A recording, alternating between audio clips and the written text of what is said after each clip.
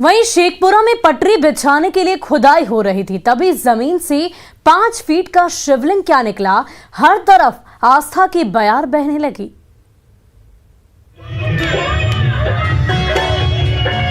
Band बाजे की धुन पर श्रद्धालुओं की नाचती गाती टोली शेखपुरा के सड़क पर बढ़ी चली जा रही है। इस टोली के ठीक पीछे वे जेसीबी भी दौड़ा जा रहा है, जिसके पीले पंजे ने भारी भरकम शिवलिंग टांग रखा है। आस्था की ये बयार जिस सड़क और जिस गली से गुजरी, सबको भोलेनाथ की भक्ति से ओत-प्रोत करती गई। कुछ दूर बाद शोभा यात्रा का वे पड़ाव आया, जहां पवित्र मंत्रों के बीच उस शिवलिंग की प्राण प्रतिष्ठा की गई। तो पूजा पाठ भी नहीं होता, 10 से लोग आते हैं, इसलिए इनका स्थान हम बढ़िया जगह परिवर्तन कर रहे हैं। वही जगह दिए और वही सब कच्ची रोड में रेल पटरी बिछाने के लिए मजदूरों का जत्था खुदाई कर रहा था, तभी जमीन के अंदर से अचानक 5 फीट लंबी शिवलिंग प्रकट हो गई तो खुदाई का काम थम गया। जैसे ही ये खबर फैली, आसपास के मोहल्लों से श्रद्धालुओं की भीड़ जुटने लगी। 36 घंटे तक लगातार पूजा पाठ होता रहा। आखिरकार रेलवे ने शिव मंदिर के लिए जमीन देने का ऐलान किया तो शिवालय की नींव रखने के लिए शिवलिंग लेकर बढ़ने लगे श्रद्धालुओं के कदम।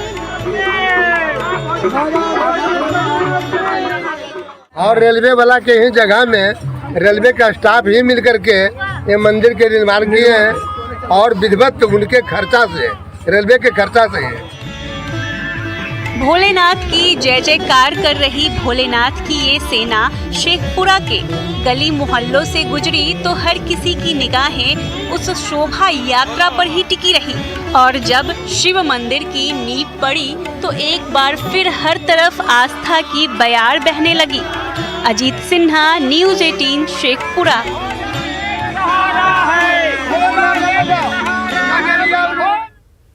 और अब तस्वीर भागलपुर की, जहां गंगा नदी फिर रौद्र रूप में आई तो सपनों का आशियाना टुकड़े टुकड़े हो गया और सार्वजनिक टॉयलेट गंगा नदी की अथाह धारा में विलीन हो गया।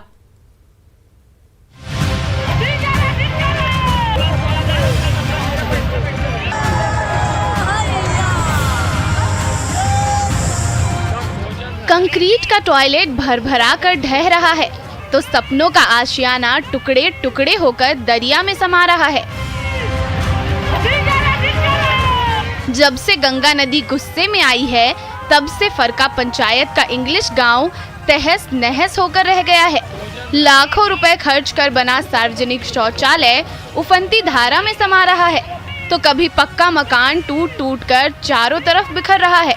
बोराई गंगा नदी ने सिर्फ 2 दिन के अंदर न जाने कितने ग्रामीणों के सिर से छत छीन ली और न जाने कितनों की बसी बसाई घर गृहस्थी उजाड़ कर रख दी।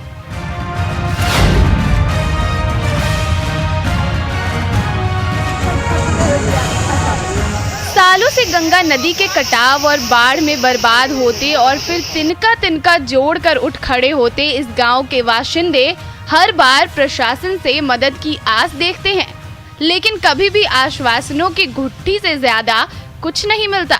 इस बार भी जब गंगा नदी ने पूरे गांव को मिट्टी में मिला दिया है तो कहीं से भी ना तो कोई मदद मिल रही है और ना ही कोई आस दिख रही है। अपनी आंखों के सामने तबाही और बर्बादी का भयावह मंजर देख रहे ये ग्रामीण एक बार फिर गंगा के उफान में अपना सब कुछ लुटाकर अपनी हालत पर रो रहे हैं। जिंदगी बांटने वाली गंगा नदी हंसती खेलती जिंदगियां उजाड़ने पर आमदा हो गई। कभी पक्के मकान जमींदोज कर रही है तो कभी सरकारी टॉयलेट लील रही है। कटाव की बर्बादी से सहमे ग्रामीण हर ओर उम्मीद भरी नजरों से देख रहे हैं।